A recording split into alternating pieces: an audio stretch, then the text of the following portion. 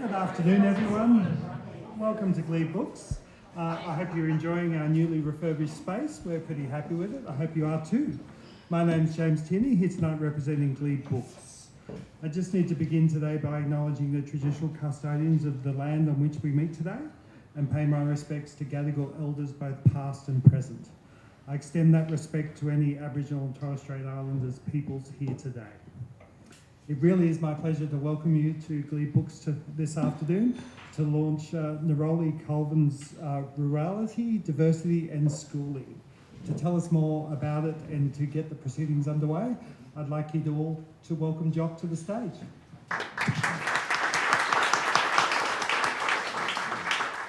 Hello everybody, welcome. Many familiar faces, great to see you.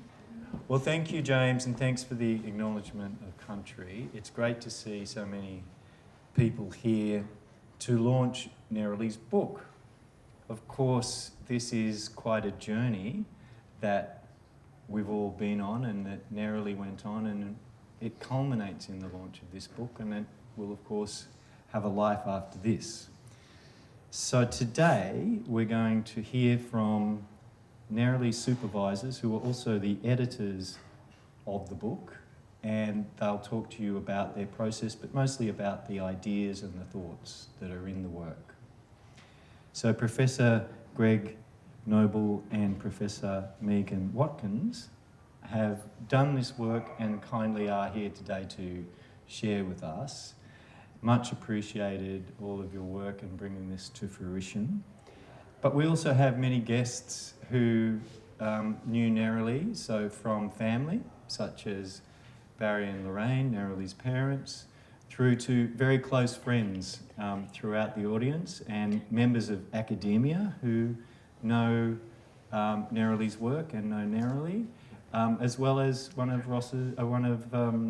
Neroli's doctors, Ross Melick, and a range of close friends that I appreciate having, including my mum and dad, Annette and Les. We might hear from my little son Judo, maybe, who's 3, or we might not. We'll see about that. So, as I said, this has been a journey. It started, of course, for Neroli in a way that she will actually describe when we play a video in a little while. Not just yet, but in a few minutes. It started with her work on the PhD, and that was a long process, and happily that was something that Neroli was able to finish so effectively and successfully, and it was ready to be turned into a book before she actually fell ill, as I think probably nearly everybody here knows. And after a terrible year of illness, she passed away. And one of Neroli's final wishes was that she leave a legacy. And Neroli has done that with the help of everybody, particularly Greg and Megan, but everybody's support has allowed her to leave her legacy in a variety of ways. So one of the ways that Neroli wanted to leave a legacy was through the telling of her story. Hence the sound by Frank and the video by Pete, who are here to help me in my documentary making process, which is part of my own PhD, which may or may not eventually finish. So, that's why we have the filmmakers here. If anyone wants to excise themselves, please get in contact with Greg, Megan, or I, if you know Greg and Megan rather than me. But contact me if you want to be airbrushed out of history. Now, I've spoken with my friend Ross here about how if you don't love, then you can't grieve, because grief is the price of love. And my mum, perhaps a bit more lightheartedly, has said, it's better to have loved and lost than never to have loved at all. I think she might have meant in the context of jilted lovers, but nevertheless, I think it's true that we all know that you have to engage in life in order to enjoy the fullness of it. And that's what Neroli and I did together. And I've decided, I suppose I've developed over the time since Neroli passed away and while this book was being finished, from a position where telling Neroli's story and working on her legacy was something that was my responsibility, something that, for example, I would work on some storytelling festivals or other efforts to maintain Neroli's memory. I've decided that, in fact, that side of Neroli's life and legacy is less significant than who she was. Who Neroli was is what Neroli left us. And that's the experience that many people here have and can treasure. And that is the true, I think, soul of legacy. And that, of course, as Neroli and I discussed in her final weeks, it's relationships that form the foundation of our lives and are basically the meaning and the purpose of our lives. It's relationships. And really, that's probably the main lesson in life that, I'm going to dwell on. I think now it's time to let Neroli speak a few words. My professional background is in journalism, and I worked for probably about 20 years in journalism as a reporter and then on the production side. So after a good while doing that and the media landscape sort of changing, I got into journalism training and started training younger reporters. And then I decided that the media industry wasn't really something that I necessarily wanted to be part of anymore because of all the changes it was going through, and I wanted to develop another area of expertise. So I went back to uni and I did a Masters of Adult Education, which was the sort of direction I'd started going in with the journalism training. And I then decided that I actually quite liked studying again, and I saw an opportunity, an advertisement for a PhD scholarship in the area of education, and I applied for it, and the project sounded really interesting. The broader project that where the PhD scholarship was located within, and I was lucky enough to be successful, and so it was really very much not planned.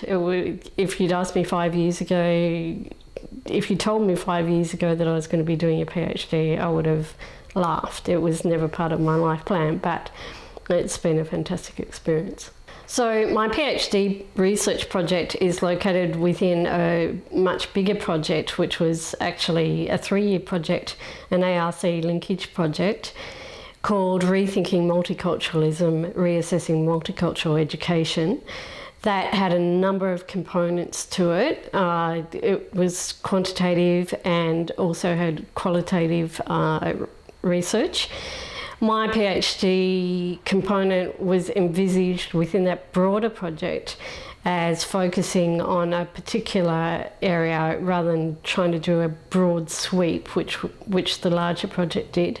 The larger project, the quantitative phase at least, involved surveying all New South Wales teachers in public schools. So the PhD was obviously going to be a lot more focused than that, and there was a sort of particular desire, I think, on the part of the research team that it might focus on regional or rural schools, because those schools, in terms of cultural diversity and multicultural education, tend to attract less research attention than schools that are high diversity.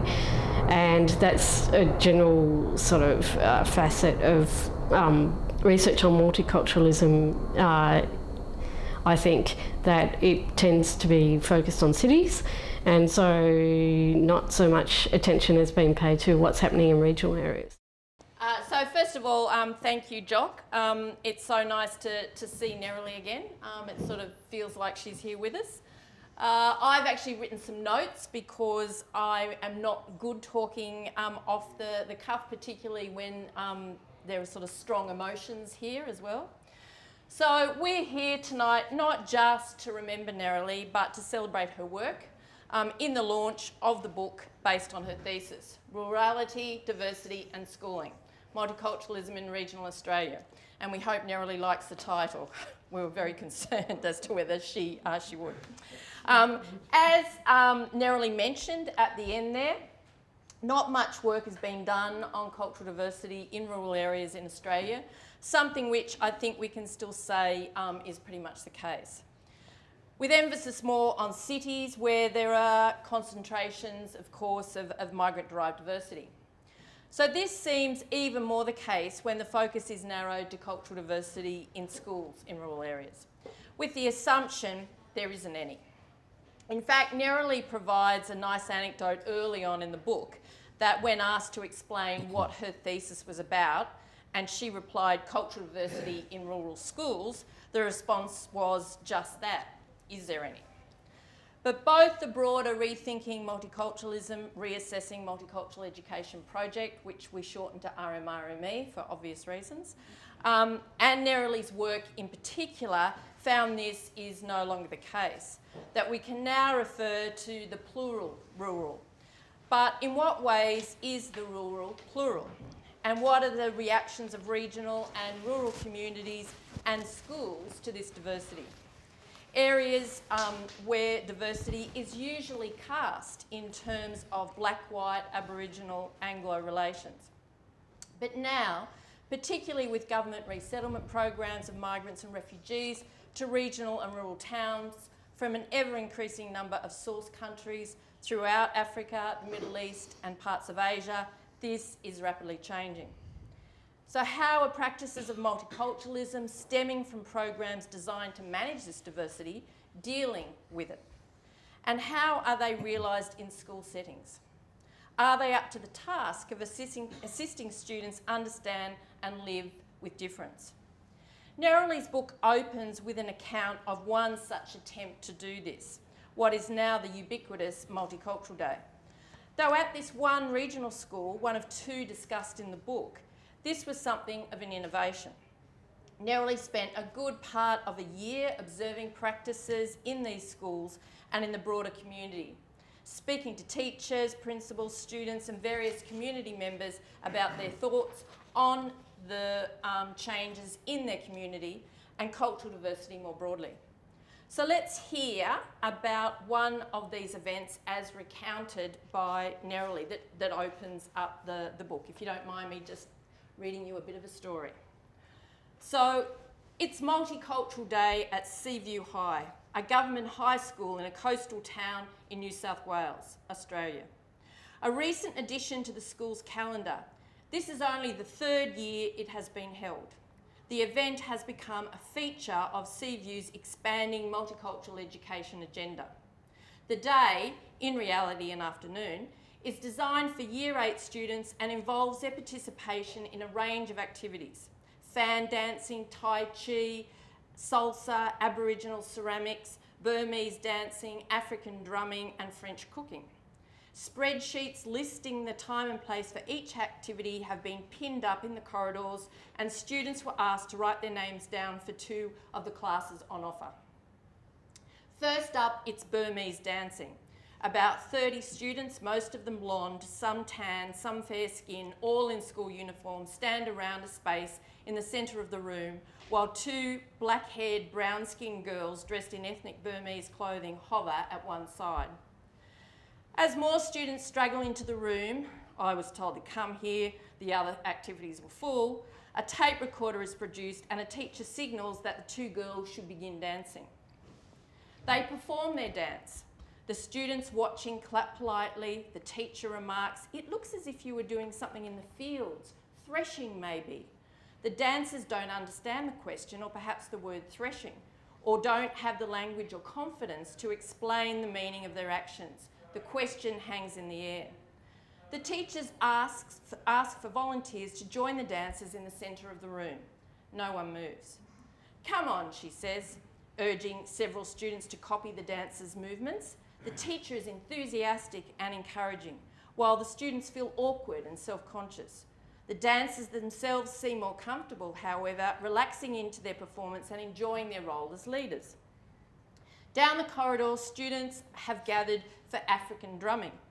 There's no teacher. Instead, a Year 11 student of African background appears to be in charge. She too is wearing colourful traditional clothing and has bright flowers in her hair.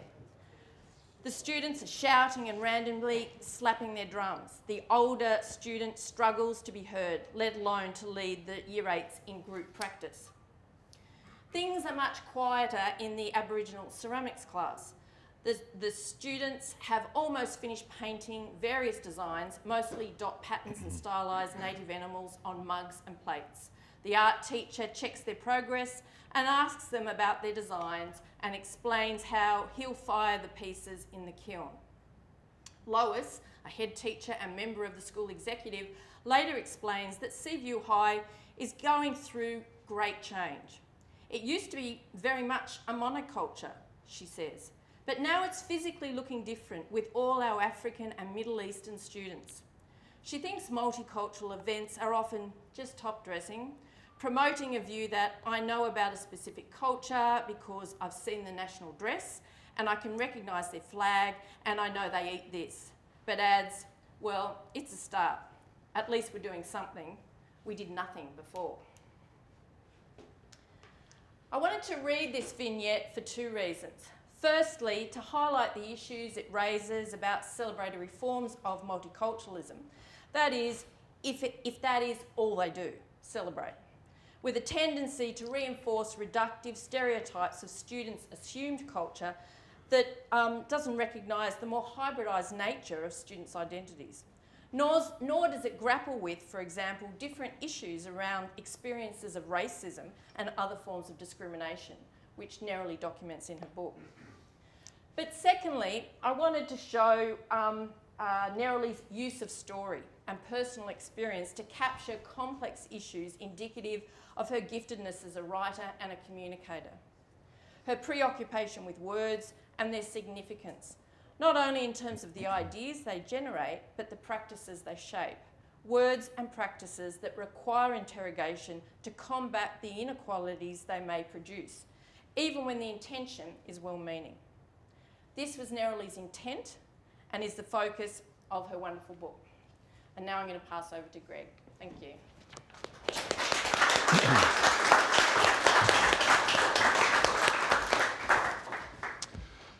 I'm not as loud as Megan, but then few people are. So, everybody thinks they know schools. We know about schools. We've all been to school. We've all had an education. We have kids going to schools. We all think we know what goes on in the school.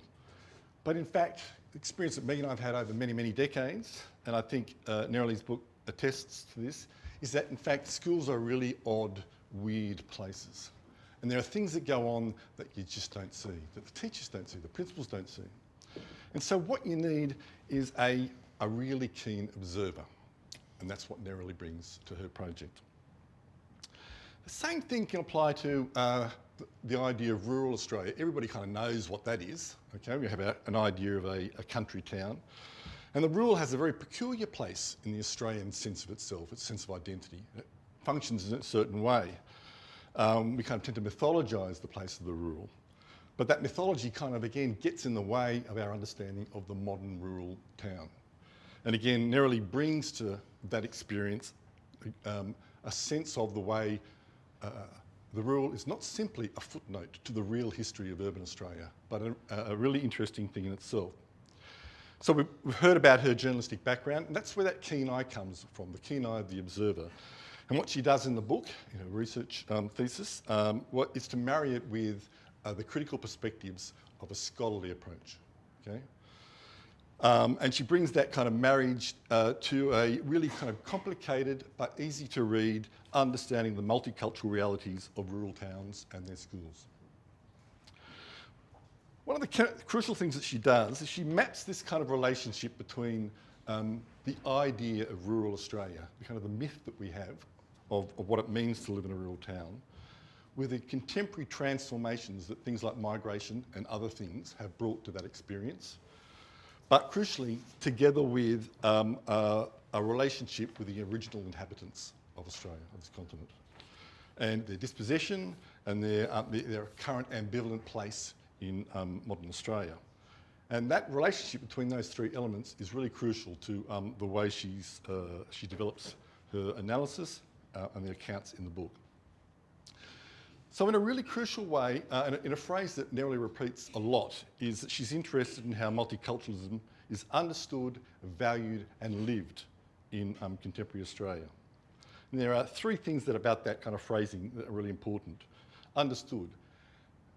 Neroli is obsessed with words, obsessed with language. She spends a lot of time being really careful about what things mean, both in official discourse. Okay, she has these little kind of key terms about, what's going on here. But she's really interested in also what people think about things like multiculturalism, cultural diversity. So she's very careful about looking at questions of language. As Megan's kind of indicated, she's a very skilled writer in that regard, skilled storyteller. So this care to language, to the way people understand things, to the meanings that people give to their lives, produces a kind of a disjuncture, in a sense, between the veneer of multicultural discourse. And so she kind of quotes at one point in a chapter heading, the way people talk about how in our town we have sprinkles of everything, this idea that multiculturalism is just a little bit of this and a little bit of that, and it just kind of all comes together as a kind of a nice, fruity, spicy mix. She digs beneath that to give us some sense of the complex realities underneath that kind of official discourse. And sometimes it's not pretty, okay? Sometimes it's quite a difficult thing to look at. But the way it's handled by Neroli is artful. But it's crucial, her attention to language is crucial because the way we understand things, the way we think about things, shapes our practices. And in schools, the way you think about culture, multiculturalism, difference, shapes the things that schools do in relationship to those things. And the Multicultural Day, which we've already seen some reference to, is a kind of a classic example of the way, if you think about culture in a particular way, you think the best thing to do educationally is to have a celebration, a Multicultural Day. We all like the Multicultural Day, but as an educational strategy, it's not very profound, and we can talk about that later. But in that shaping of the practice and the way people see others, it's another element of the way we think about culture. It shapes the way we see people. What Neroli brings out is that kind of sense of value. How does value operate around questions of cultural diversity and cultural difference in the towns that she's looking at? The Multicultural Day, for example, in celebrating, also trivialises. It turns people into little categories of things. And Neroli is at pains to worry about that, to problematise it.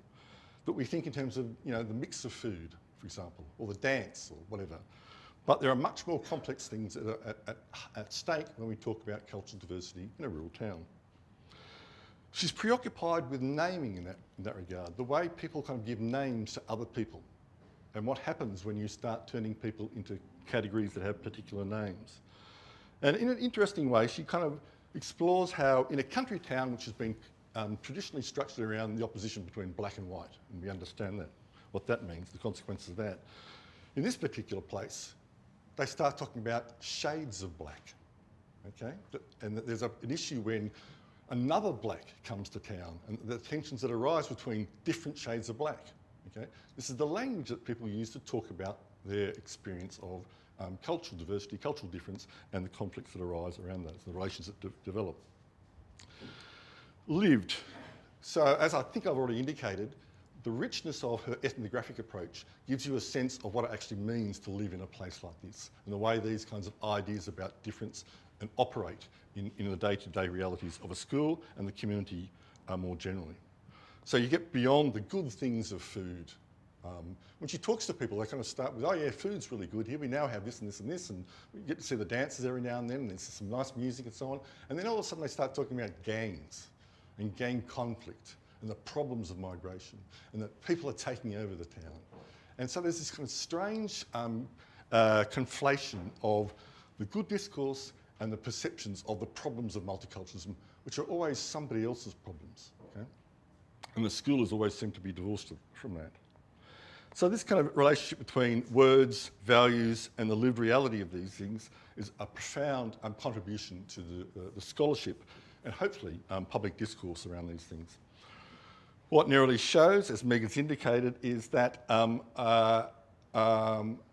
that underneath the official discourse of celebration and so on, there's a series of tensions, anxieties, the unresolved problems of contemporary Australia, racism, and so on and so forth, the relationship with the original inhabitants of the land, that multiculturalism must grapple with if it's actually to ever become a useful thing in a place like Australia. Now, if I leave it there, it sounds like Neroli provides an expose of the evils of country towns. And that's probably doing it a disservice. Because she writes so well, she writes with clarity, she brings clarity of focus to these issues, a sense of carefulness talking about people's lives. It's never disparaging. So my compressed version sounds like it's rural towns are awful, but in fact she's not like that. She gives a very careful account of the complexity of these people's lives and a very clear understanding of the way people live those experiences of cultural difference and so on and so forth. So we'll pick up some of these issues in the Q&A in a second, but before we get there, I do want to kind of do a few thanks on our behalf and on Neroli's as well. The first, of course, is to Gleebooks for allowing us to be here to launch this book. It's really nice to be. It's in this new environment. I hardly recognise it. We also want to thank Bloomsbury. It's a really weird request to give to a publisher to publish a book like this in the circumstances. But from the word go, Ali Baker and her team were incredibly supportive and didn't question things at all and helped us enormously to get this thing done. There are many other people we want to thank. Tanya Fafalia, who's also on the supervisory panel. The original research team, Kevin Dunn, who's here. People from the Department of Education, New South Wales. Hania Stefaniuk, Amanda Burke is here, up the back. Nell Lyons, Ev Muglalis, have all played their part in getting this thing to where we are.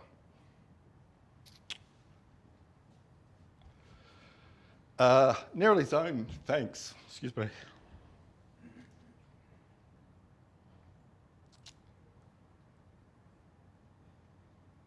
I was going to talk about what she acknowledges in her book. I didn't think I was going to lose it. Right. Yep. She notes the generosity and the cooperation of her participants. But most importantly, in her acknowledgements, she thanks the enormous team that supported her to finish the thesis. Many authors overuse the phrase, a book is always a labour of love. There are exceptions that are very important.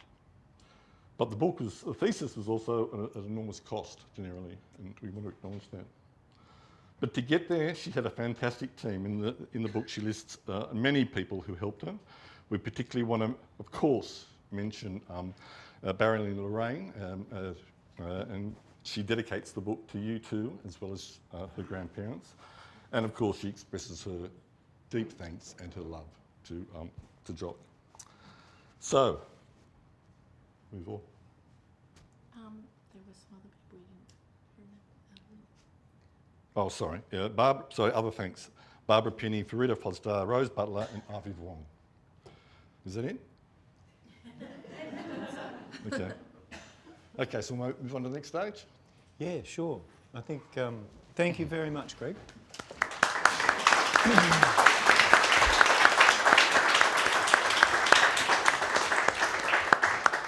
I really appreciated hearing Neroli's words. It was funny because, you know, you talk about it in an academic way, and that's very much what it was. It was field research. But it really reminded me of literary journalism, of creative non-fiction. So I think that's the journalistic side of Neroli coming into her academic side, and those two sides really kind of feeding into each other in a really effective, beautiful way, really. Quite a scene that was evoked, and yeah, well chosen too. Well, I'm not sure who I'm addressing this to really, either of you. To Megan. You said that Neroli troubles the idea of cultural diversity in her research, but what's the problem? Surely cultural diversity is a good thing. Well, yes, of course. I think we could say cultural diversity is a good thing, and Neroli demonstrates that, I think, in the book.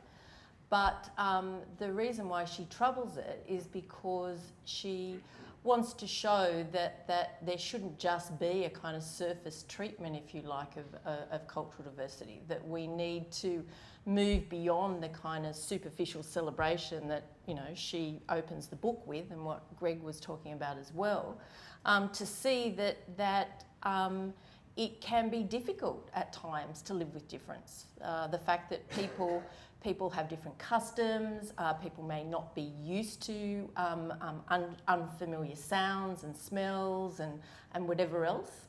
And so rather than just celebrating what is nice in terms of cultural diversity, that we actually need to grapple with some of the issues that it raises. And if we don't do that, then I think Greg used the term that it's like a veneer. And you don't have to scratch too hard.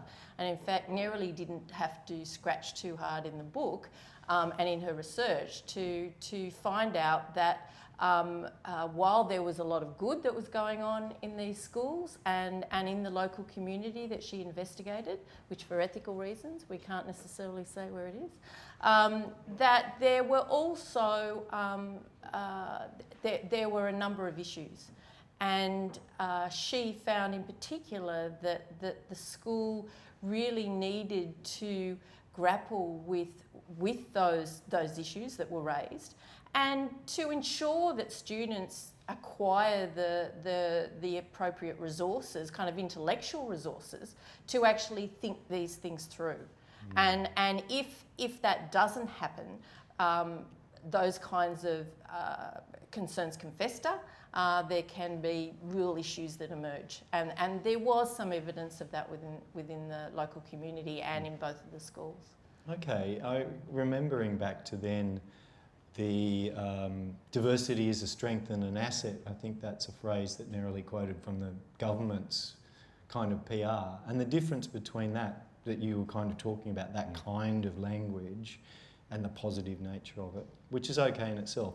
But that's like a little bit like the difference between that as kind of PR, and you're talking about kind of critical thinking in a way about the range of issues, isn't it? Yes, did you want to add to that, Greg? Yeah, the thing is, if niceness is the only tool that you have to manage difference, then you just don't get anywhere. If there's a kind of an ethical compulsion on us to be nice to each other, then democracy doesn't operate that way. So how do you expect a rural community or a school population to operate as though it's just about being nice to each other? The thing that Megan was hinting at was that if it's just about celebration, and the language of strength and assets kind of delimits what can actually be said about it, because there are problems. If you have a classroom full of 20 kids or 20 plus kids of different backgrounds, there's an enormous educational challenges there about how you kind of manage it. So there are difficulties that need to be dealt with. So just being nice to each other doesn't solve it. But Megan was pointing to the fact that if you're in a country town and you've gone through enormous transformations, which are not just about migration, there are also things like the changing nature of the local economy, the shifts in labour migration, internal labour migration, kids moving to the cities, the changing focus from particular kinds of industry to other kinds of industry, and so on and so forth. What happens in a place like a small country town is that people start seeing the problem as the migrants. And if you don't give people the kinds of intellectual resources that they need to understand the changes that are taking place to their environment, then they end up turning those stereotypes into victim blaming strategies. Yeah, so that simplification on a whole different range of matters becomes a problem in itself. Absolutely. And so cultural diversity is talked about in relation to big cities like Sydney, and it's obvious and evident here, but why is it so important to talk about multiculturalism and regional and rural towns? Well, I think because of the point that I touched on earlier, and that is because populations in regional and rural areas are changing dramatically through government resettlement programs, but they're just through I suppose the cost of housing in cities. More and more people are moving out to rural and regional areas, and so the people who are moving out come from a whole range of different backgrounds. And so we need to think of cultural diversity as something that is not just associated with big urban centres like Sydney, but it characterises Australia more broadly. I mean, it's true, and we've got Kevin here as a geographer that will tell you that there are pockets, if you like, of denser cultural diversity. But at the same time, this is something that needs to be realised more broadly. But I'd also say that it's not just about your personal experience of cultural diversity. It's about the fact that we need to be aware that this sort of characterises our world. We're all connected much more easily these days, and given the state of the world as it is today, we need to actually understand and be able to talk across difference. And so this is something that is not just important in terms of rural towns, but rural schools, that kids who may not be acquainted with the level of diversity that we see in cities needs to be aware of the fact that this is something that they is part of their world, and they need to develop those resources to deal with it. And the point to add to that is that we shouldn't think of cultural diversity as one thing, as though it's just a kind of an abstraction. Diversity is different everywhere. So the diversity of southwestern Sydney, where I've done a lot of research, and the diversity of the area around, say, Eastwood and Epping, where we live, they're quite different types of diversities. So too the diversity of the inner city is quite different to the diversity in the country towns that we're talking about. And the consequences of those things have to be dealt with differently. And you only know that by doing a kind of a close, grained analysis of the place that you live. It's a truism of contemporary schools that you've got to know your community and you've got to know the student. And if we kind of collapse it into one model of cultural diversity, which is what you get in policy, you never quite grapple with the fact that in this particular town, it's the basis of a heavily focused program for refugee settlement, which is quite different to labour migration because of the changing nature of the local economies. So you've got to actually have that kind of sense of everywhere is slightly different, and you need to kind of grapple with that and its educational consequences. And journalism has a lot of more superficial views of that, and academia can thankfully reflect more deeply. You said that the significant presence of Aboriginal communities makes the investigation of cultural diversity in rural towns an especially pressing issue, but isn't there a problem conflating multiculturalism and Indigenous issues? Absolutely. So it's not about conflating them, it's about reflecting carefully on the relationship between those things. There is a tendency for some people to think, well, it's all about cultural difference, so it's the same. And that's deeply problematic, of course. So the difference that arises from a migration-based settlement practice, as opposed to the diversity that arises from the complexity of lived cultures on this continent before European settlement, they're different things, okay? You can't simply treat them as the one thing. Although in the discourse, sometimes when you talk to people in schools, they slip very quickly from the migrant kids to the Aboriginal kids, as though there isn't a problem. And that's because of that lack of sense of the specificity of the various problems that they're dealing with. But in the way that schools grapple with these things, there's obviously not a lot of overlap. So if you have an anti-racism policy, for example, you don't talk about the racism towards one set of people as opposed to another set of people. Obviously there are things in common. So it goes back to that point I was making a second ago about needing to understand your community and the way that the particular consequences of diversity, migration and its relationship to the original inhabitants play out. As I indicated in my presentation, Neroli shows really well the difficult transactions that take place when you have a significant import of African migrants into a town where there's already a kind of a very strict black-white hierarchy.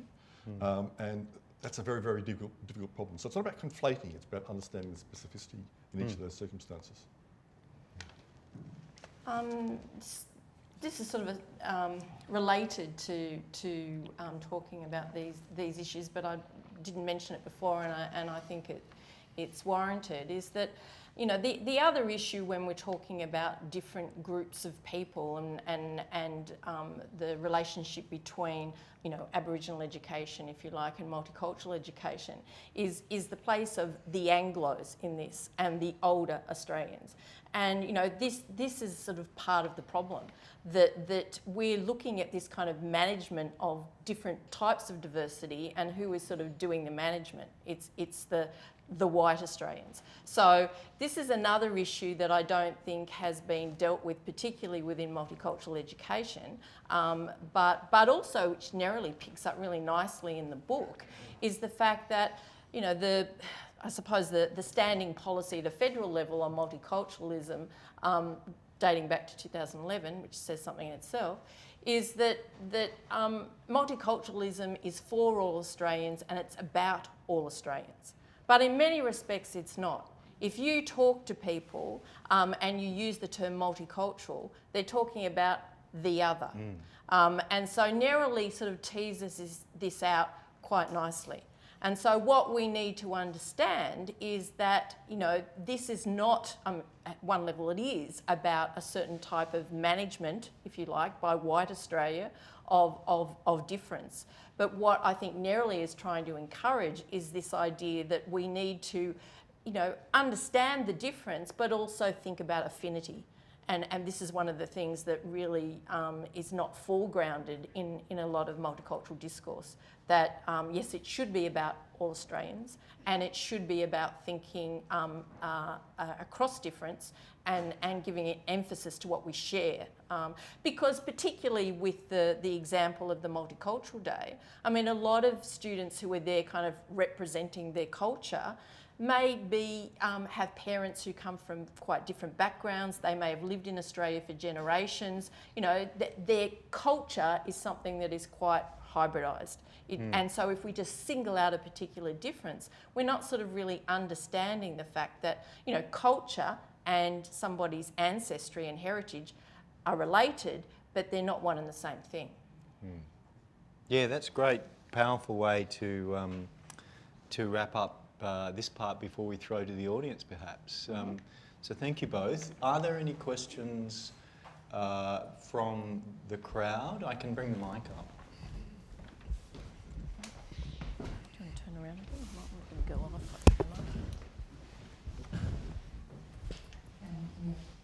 I'm just curious, it's a fairly long journey and partnership that you were in with Neroli to complete the piece of work.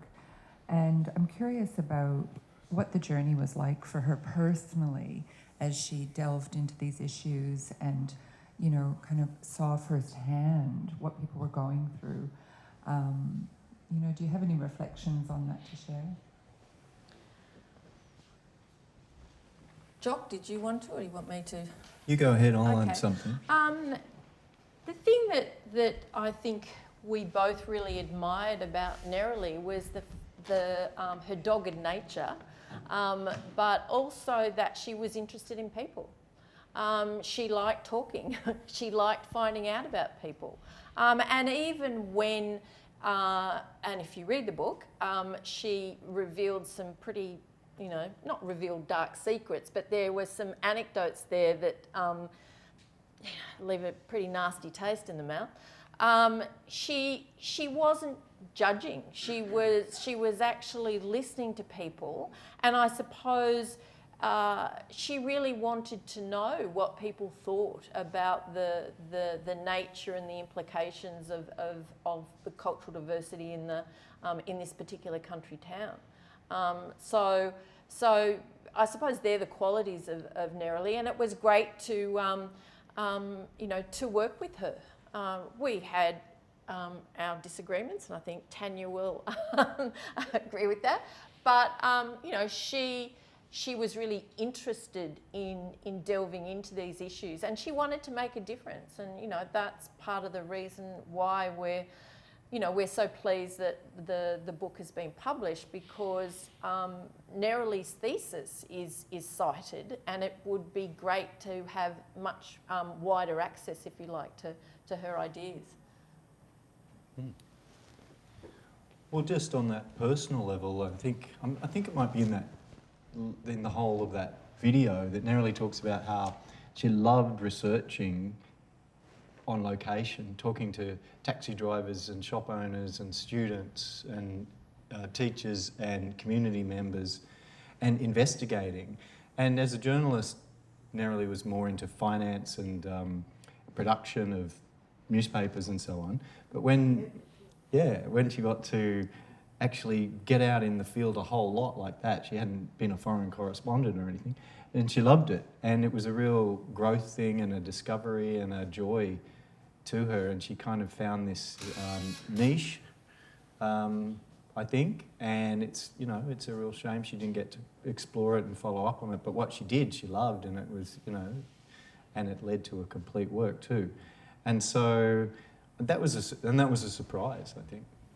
I think testament to Neroli as well is that she spent about a year, probably a bit more because she went back and did some other visits. But when she first went there, I think she had a little bit of difficulty, finding people willing to be interviewed. And by the end of her time there, she was being invited to people's places for dinner. So she struck up some really great relationships with people there. So it was really good. Yeah, that's nice. Any other questions?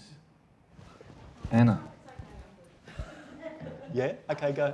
I'm just trying to understand, niceness is not necessarily what this is all about. The schools have Harmony Day, they've got At Sick Week, and we have all these days. I'm trying to work out, I guess, what is a good way to celebrate multiculturalism, or any tips. That's really what I want to know, or what a better way that schools could do that. Well, one of the we produced a book as well that related to the project, and the broader project goes into 14 different schools, and we look at practices around multicultural education in those schools. And one of the things that we were encouraging teachers to think about was to actually interrogate that idea of culture. What does it mean? And even with really young kids, you can actually start to talk about that.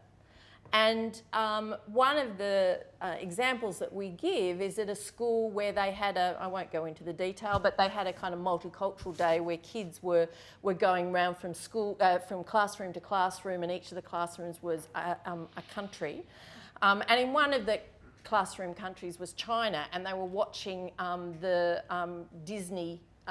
Walt Disney film Mulan. Now, the last time I saw Mulan, if I ever did, I don't think it was a Chinese movie. So you can ask kids questions like, okay, where was this movie made? Was it, who do you think made it? The people voicing the characters, well, one of them is Eddie Murphy, and last time I looked, Eddie Murphy wasn't Chinese. So you can talk about the people who contribute to this. What does that tell us about culture? What does it tell us about the telecommunications these days? Does it tell us that culture stays the same? Does it vary? in relation to that, how, you know, and then you can start talking about variation. And you can talk about similarities, not just put an emphasis on difference. So there's a way of doing these things, even with really young children, where you can talk about the impact of globalisation on culture. You can talk about hybrid notions of identity without using those academic terms. You can just initiate the ideas. And so, therefore, yes, you can celebrate these things. There's nothing wrong with a multicultural day, but what needs to happen is there needs to be a deeper understanding of, okay, well, what kind of ideas is it generating? And in what way do those ideas affect practices? Are they just reinforcing, as I said before, stereotypes? So. Yeah, and so just niceness is a good thing, but schools are schools.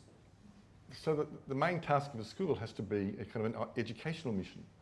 So if you're just living the niceness at the niceness, then you're not turning it into something that can be useful for enhancing a child's understanding of the world they're living in. And if you don't enhance that understanding, then you produce the kinds of limited kind of stereotypical views of the world that actually are damaging. That's great. And yep, time to wrap it up. Oh. Yep, final question. Yeah. I have not so much a question, but it's sort of a thought about your question. I've been a cross-cultural consultant for 18 years, working in industry, and so educating people in business. And one of the things and I'm a person from a multicultural background myself, so I've lived a lot of these challenges. But one of the things for me that is frequently missing, which we very much addressed in our work, is what is Australian culture? And what's the cultural base? We're not culturally neutral in Australia. We have a very clearly defined culture, which is not always easy to adapt to. And I think a really good starting point is to explore that, because all cultures are othered, but we never really think about this dominant culture that we live in. And I'd be interested in your thoughts on that, but we certainly found that a critical starting point in all of our training. Well, I think that gets back to the point we just made about interrogating a notion of culture. What do we understand by culture? I mean, it's multicultural week if we're followers of rugby league, okay? And people talk about their culture. Well, I mean, there's a lot going on as far as culture is concerned when you go to which is where we're going afterwards, to a Tigers match. There's a lot that's going on, you know, for our sins, what they're going to lose. But anyway, there's a lot going on in relation to culture there, okay? It's not just about culture in terms of ethnicity. What are the aspects of masculinity that we're dealing with there? How do all these things factor in terms of the fact that culture is a melange? Any national culture is going to be quite diverse. You know, even in countries that would see themselves as kind of monocultural, they're not necessarily highlighting the difference. There's a whole range of things that come into play when we want to think about a notion of culture. But very often we kind of essentialise, we give emphasis to ethnicity. So, you know, we understand why, but we need to delve into how we use, which is what Neroli was doing, how we use particular types of terms and the work that they do. And just to elaborate a bit, and not to get too academic-y, I'm tempted to, but I won't.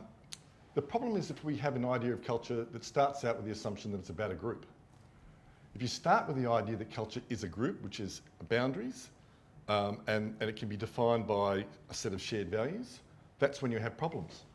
Because there's no place in the world where everybody has the same values, even if we think of them as being a culture. All cultures have divisions with them and disagreements and conflicts over what the whole point of it is. So and again, I go back to the thing about an educational experience, that and there are plenty of kind of books that kind of do the multicultural manners thing, which is if you can divide the world up into a series of cultural groups, and you say, oh, this group does this group believes that, you know, do this to this group of people. And so what you end up doing is reinforcing the idea that they're bounded entities. And we live in a world where we actually don't have many bounded entities anymore. Everything's kind of relatively fluid, and people do things all the time that are kind of picked from here and there and do this and that. And the kind of point that Megan was making about the way most people live fairly hybridised lives, an academic-y word, but the survey that we did, Kevin and Megan and I did for that project, showed that even teachers, who are seen to be a fairly monocultural entity, have all sorts of backgrounds and ancestral links and ways of identifying themselves, which suggests that there is no kind of simple formula for the idea of culture as group. And so if education does one thing, it's to kind of allow students to develop the critical capacities to come to terms with that kind of very deep conceptual problem. So I did get a bit academic there. Well, thank you both. And I think all good things must come to an end. Thank you all for coming. Thank you also to Neroli's brother Ian and his family, Marco and Jen, for coming and helping Barry and Rain, and just for being here. And thank you all. And apparently there's an official way to actually launch the book. We just want to say that it is now launched.